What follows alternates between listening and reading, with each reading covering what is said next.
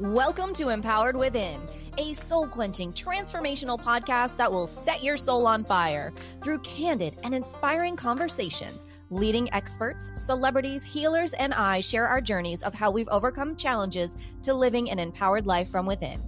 I'm your host, Jennifer Pilates. Welcome to another episode of Empowered Within.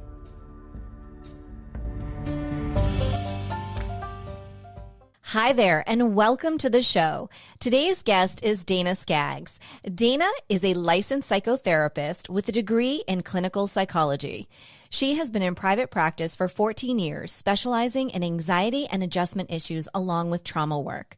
She is a board member of the Intermountain Psychological Association and a frequent guest on WJHL Daytime Tri-Cities, discussing how to navigate the emotional terrain of everyday problems, as well as the host of Phoenix in Flames podcast. Welcome to the show, Dana. Thank you, Jennifer. Thank you so much for having me. I'm so excited. Yes, it's so great to connect with you again, since I had the opportunity and honor of being a guest on your podcast a few months ago. You did. It was wonderful. I so enjoyed that. We had so much fun. So everyone will have to hop over to Phoenix and Flame, check it out, and get all the little gemstones that were going that day. And we have plenty more to bring today through Dana for sure. So let's dive right in and tell me, for those that don't necessarily know or are very afraid of the word psychotherapist, what is it and how did you decide that that's what you were going to be? Oh, wonderful questions. So a psychotherapist is kind of a general term for, it can be like a psychologist, someone in social work, someone in psychology. It's basically someone that you go to when you're having issues emotionally. You're having issues with how to navigate your thoughts and your feelings and your behavior and how to do that. And so I think personally, I know I'm terribly biased, but I think everybody should have a psychotherapist. You should have someone that you go to help you work out those scary and unexpected terrains of life, to just kind of sit down in a place that is confidential. So that's very important, because sometimes we have to share things that we don't really even want our close friends and family to know. Mm-hmm. Sometimes because it's about them, and sometimes we're scared of saying certain things for fear of how they might respond, or they might be upset for us. And so then we're thinking more about their feelings than our own. So the confidentiality is huge. And along with that, it's non-judgmental. You have a place to go where you can be so super honest with exactly what you're thinking, exactly what you're feeling, exactly what you've done or not done. And there is no judgment. There's just a listening and a processing. Okay, that's interesting. Why do you think you did that? Or why do you think you're having that line of thought? And just kind of processing that through. So to get to the second part of your question, now this is kind of interesting because I started out in physical therapy. I wasn't a physical therapist. I was in the line to become one at school. That was my major. Well, I quickly figured out that is not for me. Science and me, we don't get along. I mean, I joke that I could walk past the science building on campus and just smelling the formaldehyde coming out of the doors, my GPA starts dropping. I just can't, I don't like it. So I figured out that psychology was a better fit for me. And there's more to that. If you want me to kind of go in any deeper with that, there's more reasoning. Yeah, I would love to hear the deep reasoning. Of course, that's what we're here for. Well, and this is something I'm still trying to come up with comfort with talking about. Basically, my mother and I don't have a good relationship, and we haven't for a really long time. And it's not easy to explain. It would take so long, but because of being in that environment, I sort of had to figure things out to get ahead of it. Looking back now, I feel like I had the mentality that if I could just break it down into pieces and figure out what was going to happen before it happened, then I could keep myself safe. But what I didn't realize was all those decades of doing that was sort of teaching me how to help other people break down their pieces of what they're doing and what is motivating them to behave the way that they are, and then building them back in a stronger, healthier way. So when I ended up switching my major to psychology, it was just a hand in a glove. It was to me, it was like somebody came up and said, "You spell cat C-A-T." I'm nodding my head like, yes. It was just the way that I thought by then. So it was very easy to slide right into that. That's incredible. And you just have so much knowledge behind you. I don't want to leave anything off the table today. And so one of the things that I wanted to also dive into first and talk about a couple of words that have been used quite a lot lately: gaslighting, narcissists, manipulation. Like, let's talk about those words and those categories. And I don't know if you will call them identities or characteristics, because I know it just depends on who you talk to, how they decipher those things. But I think it's important to know, because those words are getting thrown around so much. Mm-hmm. And I think sometimes with validity. And then sometimes I think it's just like, oh my gosh, they're a narcissist. Like, oh geez. Help us decipher so that we can be in a healthy space with those words, because we don't want to have judgment for others. And if we do, we want to understand it and then navigate, and then we'll get into boundaries and all that good stuff. Okay, that sounds wonderful. And you're so right. So Jennifer, basically, we can observe someone's behavior and we can set boundaries without judging someone. We have the right to acknowledge how someone's behavior patterns are impacting us and set appropriate boundaries without judging the other person. But we need to observe.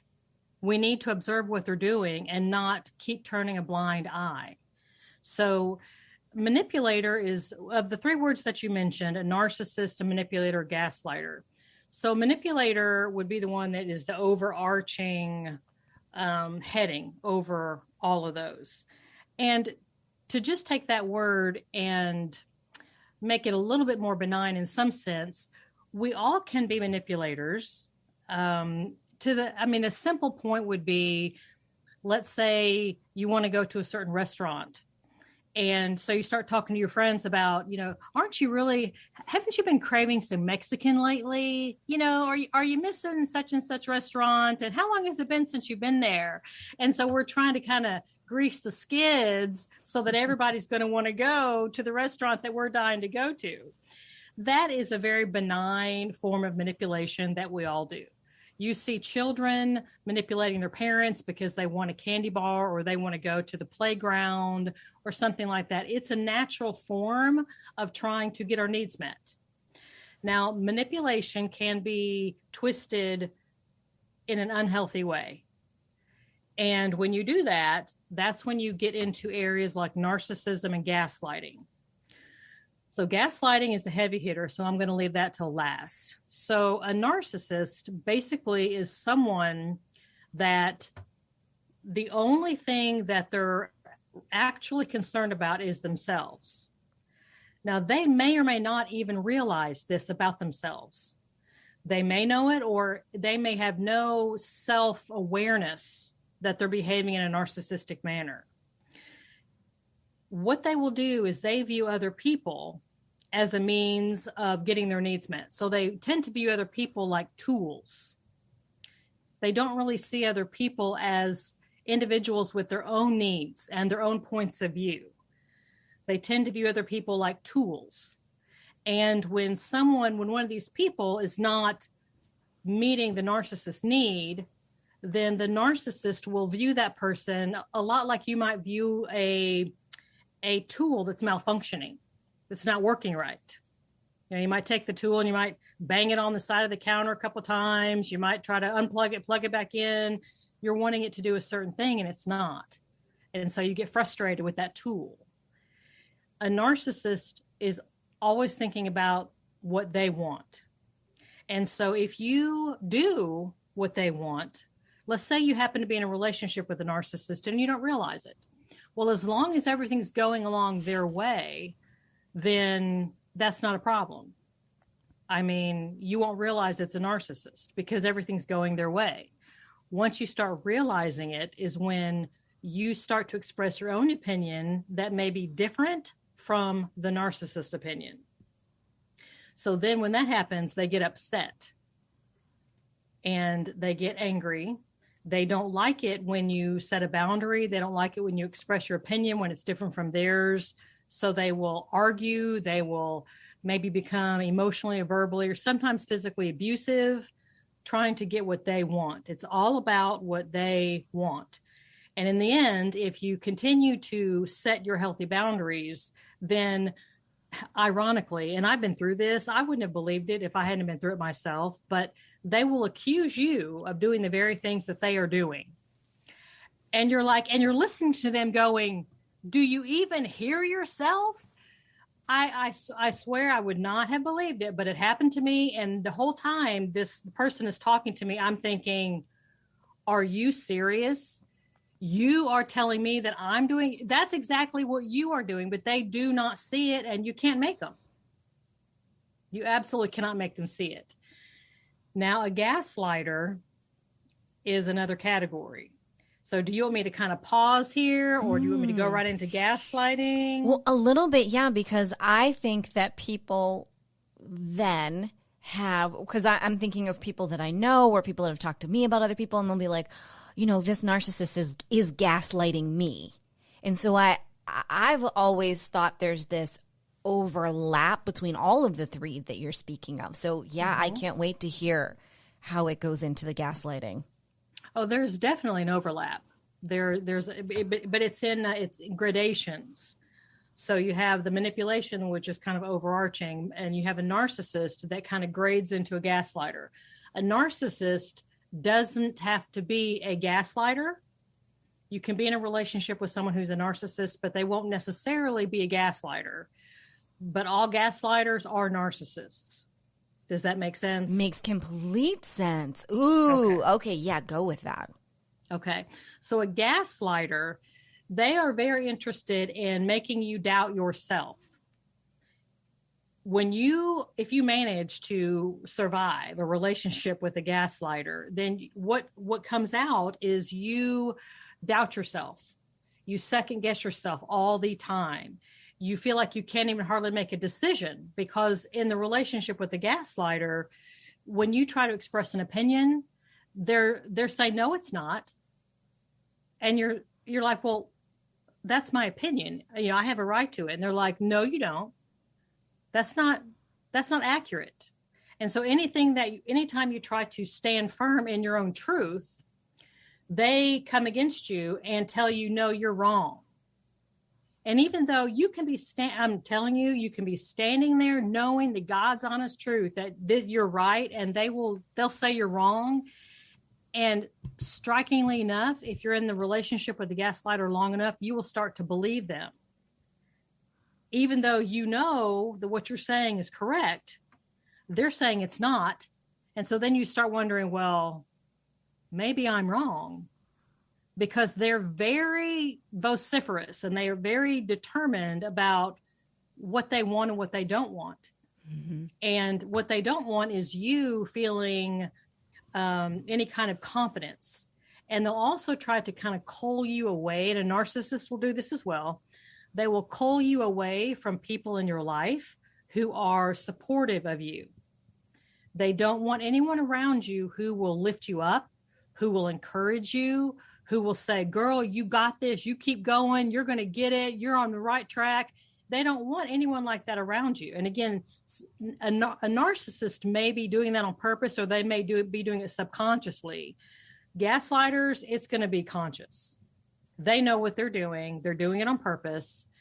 Gaslighters can be dangerous. They can, and narcissists can as well, depending on, it's all on a spectrum. Okay. You've got mild, moderate, severe. They can at times go around you and tell lies about you to your friends and family to create a friction so that your friends and family will believe that you said or did something negative toward them that you did not say or you did not do, but they think you did. And so then now they're acting towards you like they're detaching from you. They're acting negative towards you and you don't know why. And you try to engage them in conversation about it. And most of the time they don't want to talk about it because the narcissist / gaslighter is going behind you and stirring up all of these lies that you don't even know. You can't defend yourself because you don't know what's going on. All you know is your friends and family are looking askance at you. They're not making as much eye contact as they used to. They're pulling away. They're not inviting you to things like they used to. You don't know why. Then you're feeling isolated. You're feeling confused. Your confidence is coming down. Your self-esteem is coming down. Your need for connection is going up. And who's standing right there to meet your need for connection? The gaslighter. And then he or she will then begin to tell you what you think. It's not unusual for me to have a patient who has been in a relationship with a gaslighter type individual, and I will ask them something like what their thoughts or feelings are, and they just sit and stare at me like it does not compute. They don't know what their own thoughts or their feelings are. They don't know their preferences. As something as simple as, what is your favorite ice cream? And I'm not kidding you. I just get this blank stare. They don't know what their favorite ice cream is because for sometimes years, they've been in a relationship with this person who has told them what to wear, told them where to go, told them how to speak, when to speak, who to speak to, told them what their favorite ice cream flavor was, and on and on and on until the whole entirety of who they are as an individual gets drained out. And the relationship is all about the narcissist and the gaslighter. Mm-hmm.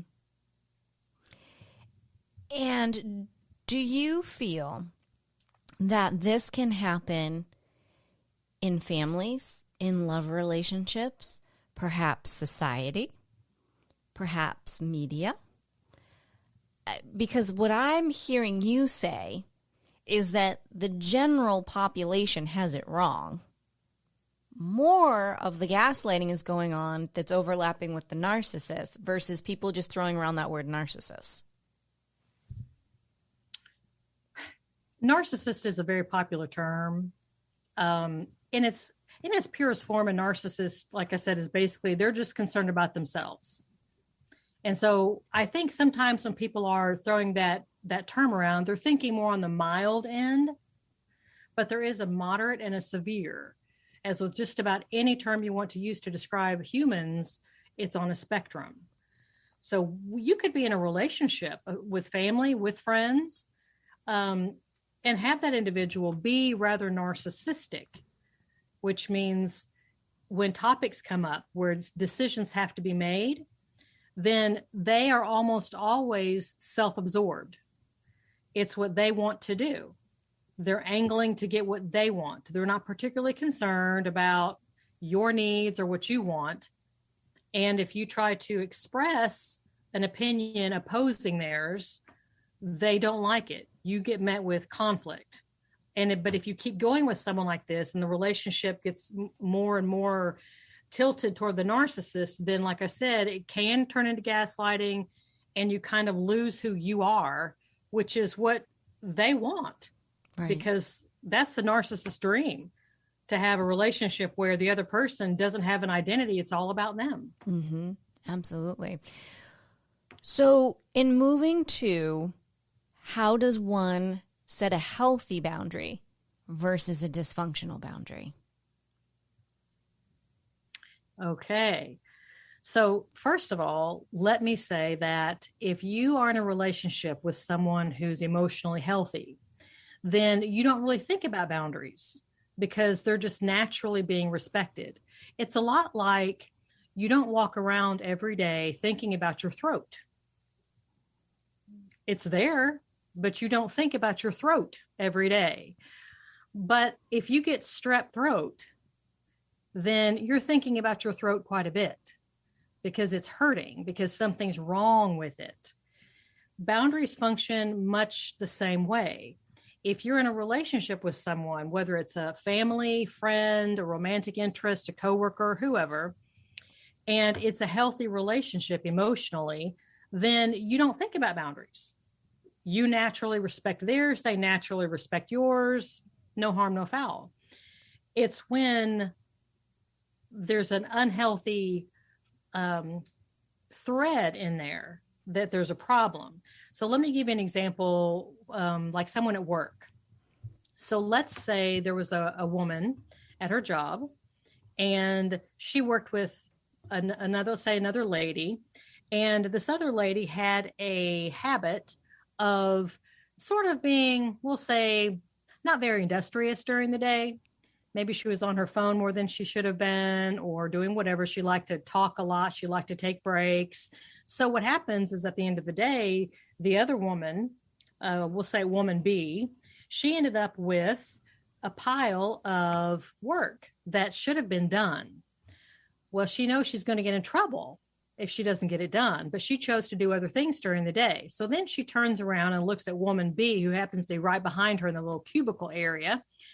And she looks at woman A and she says, would you mind helping me with some of my work? I've just been so busy today and I haven't had time. And if I don't get it done, I'm going to get in a lot of trouble tomorrow. So could you help me? And so at first, woman A will say, sure, that's no problem. You know, we want to be kind. We want to be giving. We've had those days where we're overwhelmed. Let me help you out. So this goes on and on and on, day after day, week after week, until woman B, she is used to handing a stack of work of hers that she could have gotten done, but she did not because she chose to do other things during the day rather than her job. So woman B is used to handing all of her work over to woman A, because woman A has now taught her that she would do that. So this is an example of how unhealthy boundaries begin. So woman B is choosing to spend her time in non-productive ways. And so she ends up with a natural consequence of having too much work to do. Well, when she looks over to her cohort, woman A dumps it on her, but woman A accepts it. We have to point this out. Woman A says, sure, I'll help you. Now, is it okay to do random acts of kindness for people? Absolutely. That's wonderful. We should be reaching out and helping people out. That's not what we're talking about here. We're talking about the pattern. So when woman A continues day after day, week after week to accept this overload of work from woman B, then she's now taught her that she's going to do that. So woman A now is very, very frustrated. She's resentful. She's bitter at woman B. She doesn't like coming to work. She fusses and gripes about it all the time. So do you see how that boundary on both sides is dysfunctional? Yes, very much so. And I love that you're pointing out that the key is that woman A accepted this. Yep. She taught the other woman that this is okay. Mm-hmm. So the only person that she can be mad at is looking in the mirror at herself, because she actually created the dynamic. Yes. And really just kind of looking and observing her behavior. And I'm really big on just observing instead of judging our own behavior, because if we judge ourselves, then we start what I call jumping in the shame shower, and it just goes nowhere good. But if woman A observes, look, this is what I've done. Now, here's the thing. Let's give you two examples. Number one, this is an example of woman A being kind, but not continuing the pattern. So let's say on Monday, woman B gives woman A, say, here, can you help me out with this work? Now, woman A probably knows that woman B could have gotten that work done if she made better choices during the day, but she's like, whatever, I'm going to help out. I've got some time. I'll do it. Tuesday, the same thing happens. So then woman A says, you know, I don't think I'm going to do that. I'm sorry you have that much work left over, but I'm going to leave now. And then she just locks up her desk and she says, I hope you have a good rest of your evening. And she walks out the door.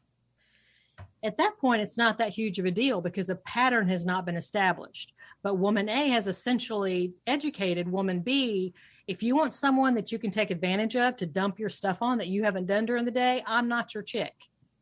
I'm not the woman to do that with. Okay. Now, situation B is when this pattern has gone on and on and on. These are usually when I get the patient in the office. Woman A always shows up in my office, never woman B, because woman B, she doesn't have a problem. She's dumped her problems on woman A. Right. So woman B has no problems. Woman A is the one with the problems. She's the one that ends up in the therapist's office going, oh my gosh, what in the world am I supposed to do? So woman A knows at this point, if she says no, if she sets a boundary, then woman B is going to get angry. This is true. Okay. But part of boundaries is understanding that woman B's emotions do not belong to woman A. Woman A is not responsible for woman B's anger. Okay. So you have to really coach woman A up because she's going to be terrified.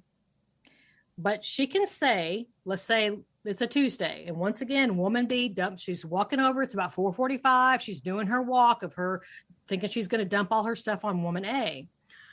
Woman A can say, if she's been doing this for weeks and weeks now, she can say to her comrade there, I'm happy to do this for you for the rest of this week, and then I'm not going to do it anymore. So she can acknowledge that she participated in this, and she can give a time frame. And she can say, I'm going to stop doing it at this point. So then that's going to give woman B time to try to find another person to dump it all on. And she's been given notice. Now, having said that, do you think woman B is going to believe that woman A is actually going to stop doing it? Absolutely not. Absolutely not. She will not. That's why the behavior has got to communicate the message. You can use your words, and the words are good because you're letting the person know this is getting ready to change, but they're not going to believe you. Your behavior has to train them. Your behavior has to show them that you really mean it. So let's say she does it Wednesday through Friday. Then she reminds woman B as she's walking out the door at the end of the day. Now, remember, I'm not going to do your extra work beginning Monday. And so woman B is going to say, oh, sure, I know. I'm so sorry I took advantage of you. No problem. But then Monday rolls around. 4:45 comes. What is woman B going to do? Oh, she's handing out work over. She's handing it over. Woman A has to do what? She has to set a healthy boundary. Yes. She has to say, I'm not going to accept the work. Now, here's something that's very important. People that aren't used to setting boundaries think they have to get confrontational. They think they have to get very loud and participate in some kind of an argument, and that scares them to death. Generally, people that get taken advantage of in these situations don't have the kind of personality that's comfortable with confrontation. You need to understand setting boundaries is by no means confrontational. Actually, the calmest, most peaceful people I know are very good boundary setters. Woman A simply has to say, I'm not going to take the work, and say, I hope you have a wonderful day. I'll see you tomorrow, and then walk off. Now, woman B is going to start kicking up a kerfuffle because she didn't believe woman A. She didn't find anybody else. She's not doing her work like she's supposed to. And she's shuffled her natural consequences off on a woman A for weeks and weeks and weeks now, maybe even months. So she's going to start to argue. Now, here's an important thing. When you think about the difference between the content of what someone says versus their intent. So when woman B starts to kick up a big kerfuffle about it, what is her intent? Her intent is to shut down woman A. Exactly. Her intent is to shut down woman A, to get woman A to do the work again like she was doing before. Woman A does not have to participate in that at all. She doesn't have to even answer. She doesn't have to get loud. She certainly doesn't need to start arguing back with woman B. She's already explained to her, I'm not going to do that past this week. So when woman B brings her work back again, woman A says, I'm not going to do your work anymore. I hope you have a good rest of your evening, and walk out. Woman A can do that. It does not require yelling. It does not require arguing. It does not require being confrontational. And you have a nice word. I hope you have a good rest of your evening. Then you walk out the door. And you have to do that every single day for probably 2 weeks, because woman B is going to be trying to do what for days to come? Oh, manipulate the whole thing. Yeah. She's going to be trying to get woman A to go back. So this sounds slightly easier to do in the workplace. For listeners that are going, well, that's great in the workplace. I can handle Betty Lou. But at home, whether it's the husband or the mom or the dad or the whatever, aunt, uncle, whomever, what tips or suggestions can you give? Because we know it goes on and we know that these things happen. What healthy tips can you give that may be able to skirt across those different areas? Yes, that's a very, very good point. I started with the work because that's, like you said, that's the easiest. Right. But it was an place those. incredible way that anyone listening to this could be like, oh my God, that's my husband. Oh my God, that's my sister. Oh my. It was a beautiful place to start. And now I just want to help those that go, but how am I supposed to get up off and walk away from the dinner table? Or how am I supposed to go into my home? Or how do I get out of this? And we don't have any details, but there's going to be a couple of healthy, just like maybe 3 healthy tips to say, you know what, here's a great way to start. Get comfortable within yourself so that you realize it's not confrontational. Yes. Okay. So let me say, first of all, that if someone is in a situation where violence is possible, then they need to get help. They need to reach out to whether it's their one person that they feel that they can trust, possibly getting the law involved, getting police involved, getting a safe place to go to, because we have to admit these situations happen and they're very scary. So in those situations, if you have a listener who's in that kind of a situation and you're like, if I try to set boundaries, I'm going to get hit, I'm going to get beaten, then that person needs to try to reach out to someone. They just need one person that they can try to connect up with, a safe place they can go where they can contact the authorities and they can kind of have that disconnection there. Just reach out to some community resources. So having said that, the rest of what I'm going to talk about does not include someone who's in physical danger. So basically, when you're dealing with family, what happens a lot of times is we own other people's feelings. So what I talk about in my podcast, especially the first 4 episodes, I explain a lot about what boundaries mean, and then I kind of apply it at different places along the way. But if you imagine a yard, and in your yard are your thoughts, your feelings, and your actions, and you have neighbors around you, and in their yards are their thoughts, their feelings, and their actions. So it's important to understand right from the beginning that someone else's thoughts and feelings and actions don't belong to you. That's deep. Okay? That's deep. It's very important. It's very basic, but it has to start there. So when you have a family member who's very mad at you for something, their anger belongs to them. You did not create their anger. Sometimes we make people's emotions about ourselves. We personalize it. It's about me. Somebody can be angry with you. They can be talking to you. They can be talking about you. But their anger is not yours to manage.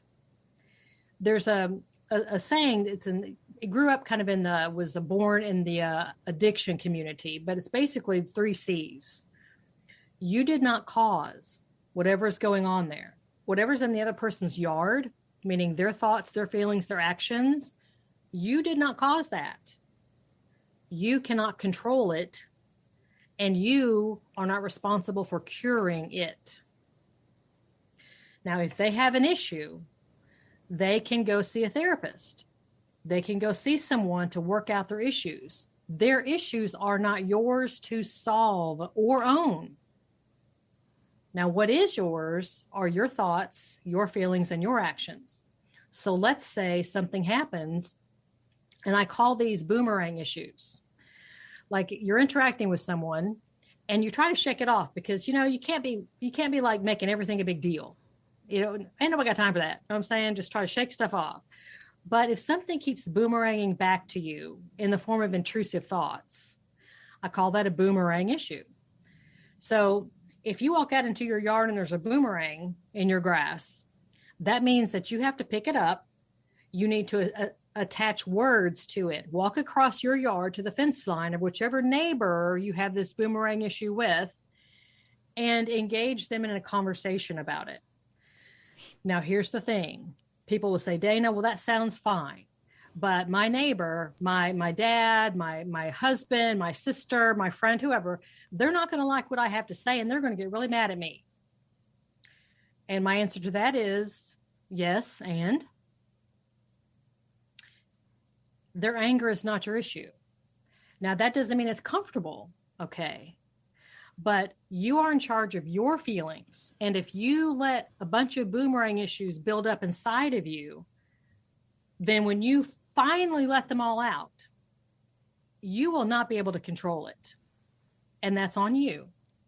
So it's better to address things as they come along.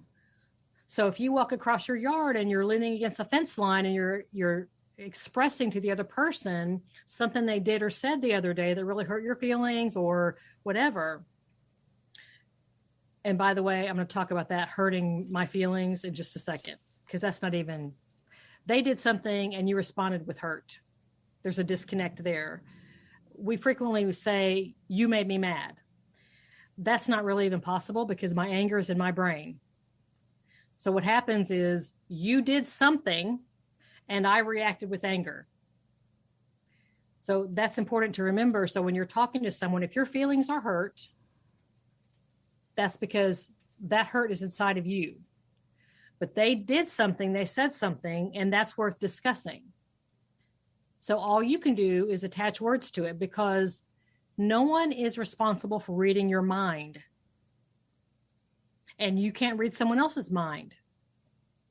So if you have something that keeps intruding into your mind, like a boomerang issue, it's your responsibility to walk across the yard, lean against the fence, and open up conversation. Tell them what you're thinking. Tell them what you're feeling. Tell them what your reaction was to what they said or did. Now, how they receive what you say and how they respond back to what you say has nothing to do with you. That doesn't mean it's comfortable, but you are not responsible for those things. And that's very, very important, because that's one of the main reasons why we don't open up conversation with people, because, they're going to get mad. They're not going to like what I'm having to say. Well, you're probably right. And okay, no, they're not going to like it. And this is incredibly empowering. I don't think I have ever in my 40 some years, I'll leave it there, have ever been told that you being mad, the way that you have explained it, mm-hmm. I mean, I think we need to put you on every channel in the world right now and just have this on repeat. That someone else being mad that's on them. That's not on you, regardless of, maybe what you're saying or what you're doing. And hopefully you're not being a dodo head. But that's still their reaction, that to being triggered to something else that probably has nothing to do with what you said, but it's something that got triggered from when they were 5 or 6 years old. That is so, and you hear this word too a lot, triggers. Everyone's triggers and everyone has trauma. We all do. Mm-hmm. We all do. Nobody's not had trauma in their life. It's at different variants. How you're explaining this, oh my gosh, is amazing. It is so empowering. And I know this is going to help so many of our listeners are probably having the same aha moment in the way in which that you are describing this. I hope so, because then hopefully people will be able to relax a little bit and not be so upset and so scared to open up this conversation. Because like what you just said, even if someone is upset and they're upset because of something we said or did, number one, it's not our responsibility to read their mind. So they need to come to us and tell us. We don't have to ask. Now, this is where passive aggression comes into play. When people don't want to tell you what you did or said for different reasons, but they want you to ask them. So they'll do things like slam doors, slam cabinets, they'll huff and puff around, they'll stomp their feet to try to manipulate you into asking them what's wrong. Now, you can ask them if you want to, but you don't have to. You can just simply say, gosh, you seem to be having a rough day. And just move on about your business. And does that fall into the same category, the manipulation that you're speaking of, when people are silencing, or some people call it ghosting, or they're just, I'm done, I'm not speaking to that person anymore? Or does that fall under the gaslighting and the narcissist and all that as well? It depends on why someone is being silent. If someone is holding a grudge, if they have bitterness and resentment inside, and they're like nursing it like Gollum nurses the ring, like my precious, okay? And they're holding on to it, then that's a boundary issue, because that's a huge boomerang that they're holding on to, that they're not discussing with you, but they clearly still have a lot of feelings about it. So it's kind of spurting out in the form of passive aggression, but they're not speaking, okay? That is unhealthy. However, when you set healthy boundary with someone, regarding like a narcissist or a gaslighter or something like that, you have the right to speak your words and be done. Not a comma at the end of your words, but a period. I've spoken my words, I'm done. Because what a narcissist or gaslighter will want you to do is they'll want to draw you into more conversation so they can talk you out of your opinions, so they can get you maneuvered around to where they want you to be. This is what I call the hook.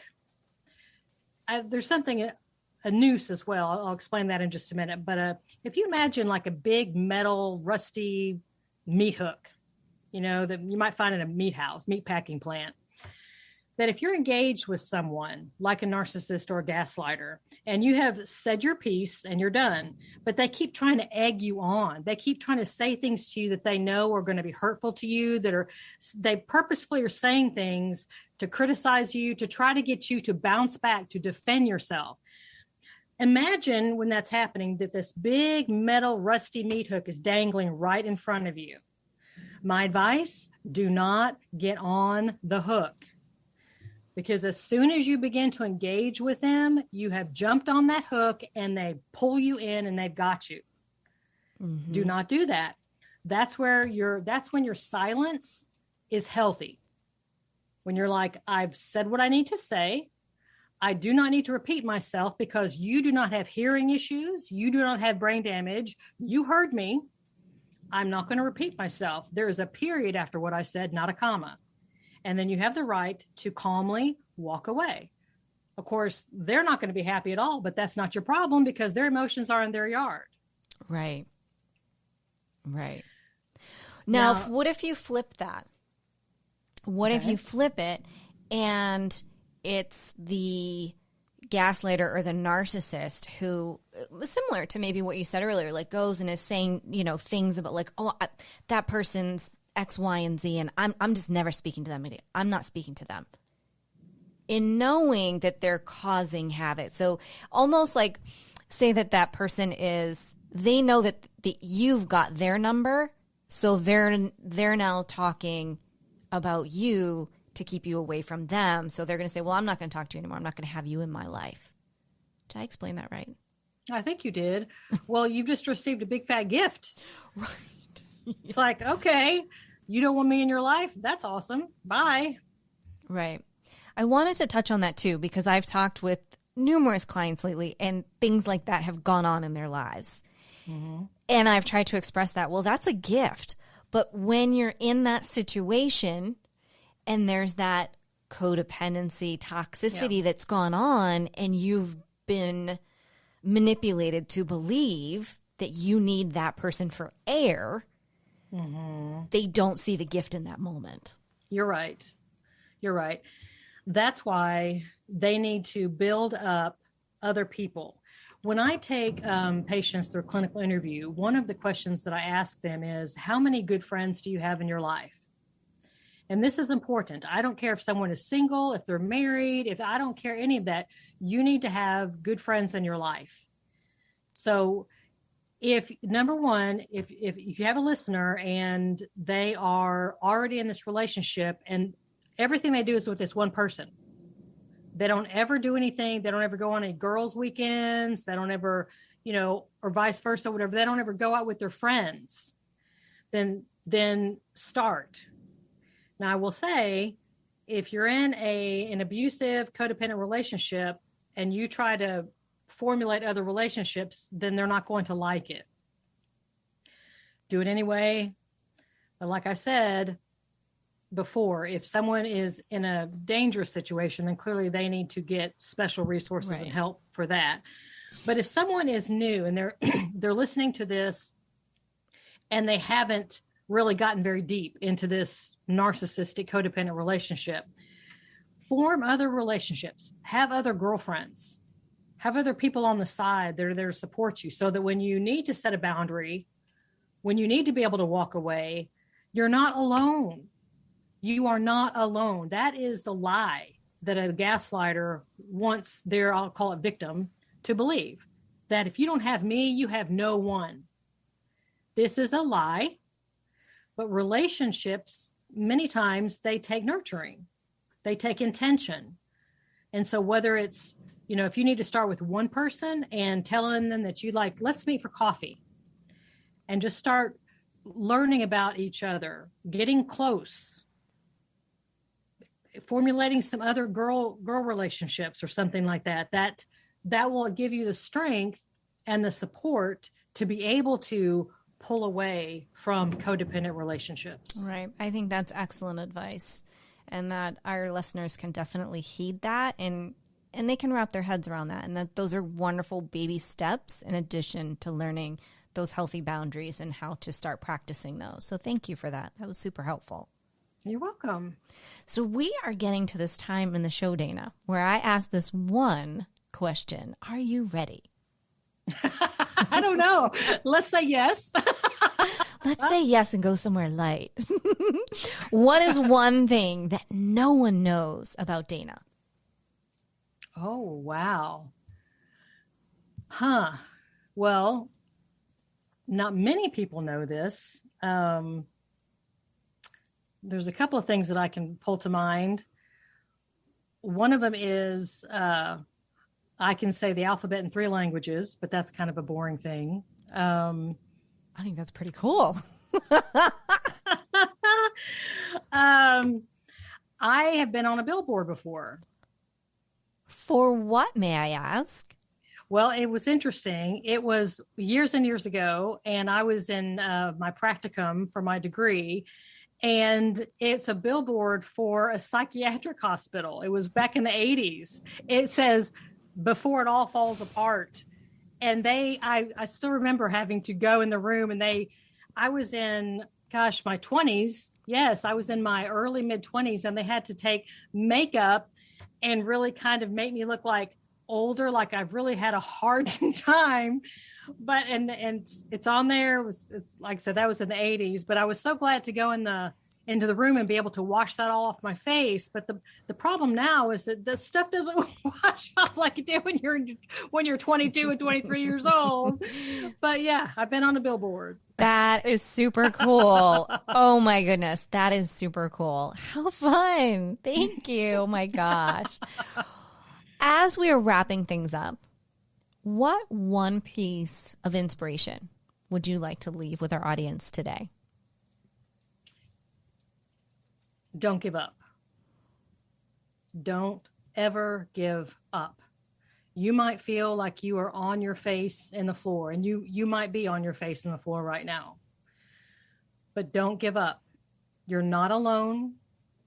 reach out, find someone else. If you don't have what it takes right now, if you think I don't have the energy to pull myself up off this floor, that's okay. Reach out, find one person. You just need one person.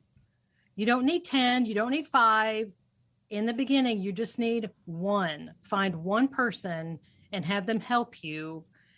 And if you're 1 inch up off the floor better than you were yesterday, that's a victory. 1 inch is a victory. It kind of reminds me of that quote from Martin Luther King Jr. If you can't fly, then run. If you can't run, then walk. If you can't walk, then crawl. It doesn't matter how you go, as long as you keep moving forward.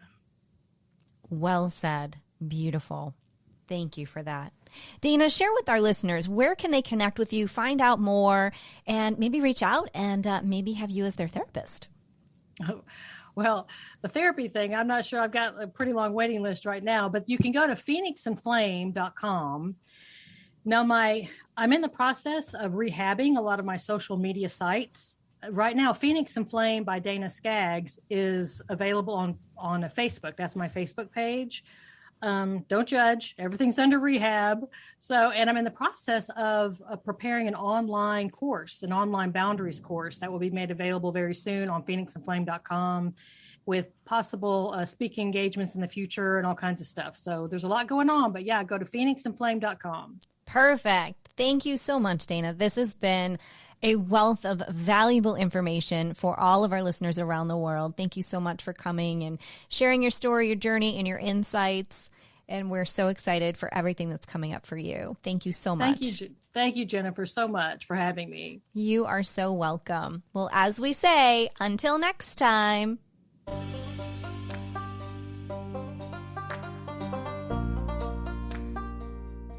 Thank you so much for tuning in to another episode. Please remember to rate, review, and subscribe to Empowered Within with Jennifer Pilates. Your feedback is important. It helps me to connect with you and gives me insight into who you are and what you're enjoying about the show. For today's show notes and discount codes from today's sponsors, head over to jenniferpilates.com. Until next time, may you live an empowered life from within.